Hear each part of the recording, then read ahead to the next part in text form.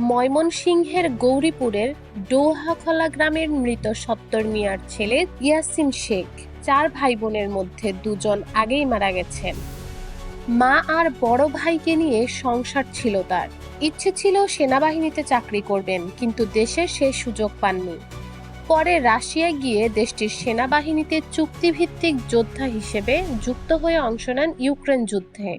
এরপর ইউক্রেনের মিসাইল হামলায় থেমে যায় তার স্বপ্নের যাত্রা। ছিন্ন ভিন্ন হয়ে যায় ইয়াসিন সহ তার ৪ সহযোদ্ধার দেহ। গত ২৭ মার্চ ইউক্রেনে যুদ্ধরত অবস্থায় নিহত হন ইয়াসিন শেখ। ২৭ মার্চ ইয়াসিন নিহত হলেও পরিবার জানতে পারে ঈদের পরের দিন। রাশিয়ায় থাকা ইয়াসিনের বন্ধু মেহেদি এ তথ্য পরিবারকে জানান। এদিকে নিহত ইয়াসিনের লাশের কি অবস্থা, লাশ দেশে আনা যাবে কিনা তা নিয়ে কোনো তথ্যই পাচ্ছে না তার পরিবার। ছেলের ছবি নিয়ে মায়ের কান্না থামছেই না। শোকে কাতর পরিবারের সদস্যরা। জানা যায় রাশিয়ার হয়ে ইউক্রেন যুদ্ধে অংশ নেওয়ার ছবি এবং ভিডিও নিয়মিত তার ফেসবুকে আপলোড করতেন ইয়াসিন।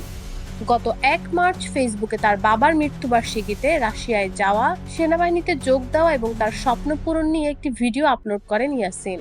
ভিডিও বার্তায় এক পর্যায়ে তিনি জানিয়েছিলেন গত বছরের জানুয়ারিতে সে রাশিয়ার একটি চায়না কোম্পানিতে চাকরির জন্য আবেদন করে। গত সেপ্টেম্বর মাসে অফার লেটার পেয়ে চলে যায় রাশিয়ায়। মস্কো থেকে প্রায় ১১,০০০ কিলোমিটার দূরের ওই কোম্পানিতে ৩ মাস চাকরির পর অনলাইনে আবেদন করে রাশিয়ার সেনাবাহিনীতে চুক্তিভিত্তিক সৈনিক হিসেবে যোগ দেয়।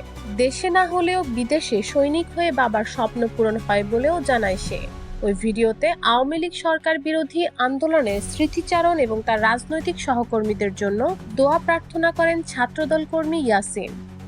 সরকার বিরোধী আন্দোলনে যোগ দিয়ে তার সাহস এবং ইউক্রেন যুদ্ধে যোগ দেওয়ার মনোবল তৈরি হয় বলে জানায় সে। ওই ভিডিও ফেসবুকে পোস্ট করার মাস না পেরোতেই যুদ্ধে ইউক্রেনের মিসাইল হামলায় নিহত হয় ইয়াসিন। গত ২৬ মার্চ তার মায়ের সাথে শেষবারের মতো কথা বলে ইয়াসিন। কয়েকদিনের মধ্যেই ১০ লাখ টাকা পাঠাবে বলেও জানিয়েছিল সে। এর আগে দালালের খপ্পরে পড়ে রাশিয়ায় গিয়ে ভাড়াটে সৈনিক হিসেবে ইউক্রেন যুদ্ধে এবছরের ফেব্রুয়ারিতে প্রাণ হারান নাটোরের সিংড়া উপজেলার হুলহুলিয়া গ্রামের যুবক মোহাম্মদ হুমায়ুন কবির। একই রণাঙ্গনে আটকে পড়েছেন তার ভগ্নিপতি মোহাম্মদ রহমত আলী। তাকে দেশে ফিরিয়ে আনার জন্য বারবার পরিবারের কাছে আকুতি জানিয়েছেন। যশোর সদর উপজেলার চাঁচড়ার সদরপাড়ার জাফর আলীও অভিযোগ করেছেন দালালরা তাকে রাশিয়া নিয়ে বিক্রি করে দিয়েছিল।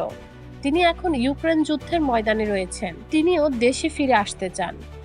সারা দেশে এরকম আরো কয়েকজনের কথা শোনা যাচ্ছে যারা এখনো রাশিয়ার যুদ্ধক্ষেত্রে রয়েছেন।